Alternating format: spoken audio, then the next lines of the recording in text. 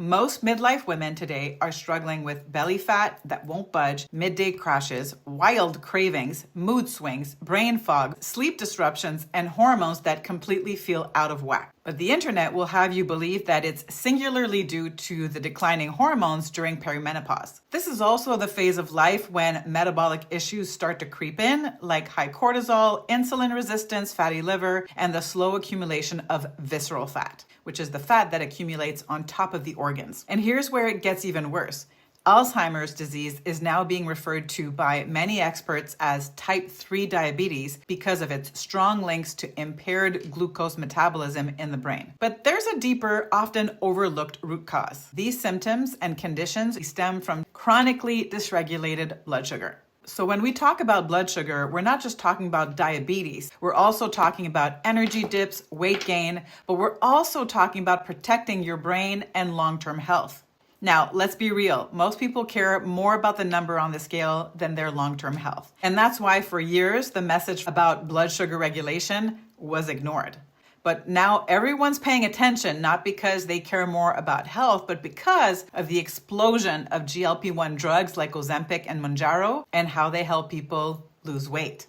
At their core, they're blood sugar regulation medications created for a specific medical population, not for every midlife woman who wants to shed a few pounds. GLP-1 is a hormone your body naturally produces to regulate blood sugar and appetite. So if your body already makes it, there are absolutely ways to stimulate and support its production naturally. These drugs work in two main ways. They slow gastric emptying, which keeps you feeling fuller longer. But you know what? There's something you can do about that naturally, which is eat more fiber. And the second thing these GLP-1 drugs do is they suppress appetite by influencing hunger signals in the brain. Something you can also do with more protein and blood sugar balanced meals. I've been teaching these strategies for over a decade in my executive coaching practice, not just for people with diabetes, but for anyone who wants to optimize their energy, mental sharpness, cognitive performance, hormones, and long-term vitality.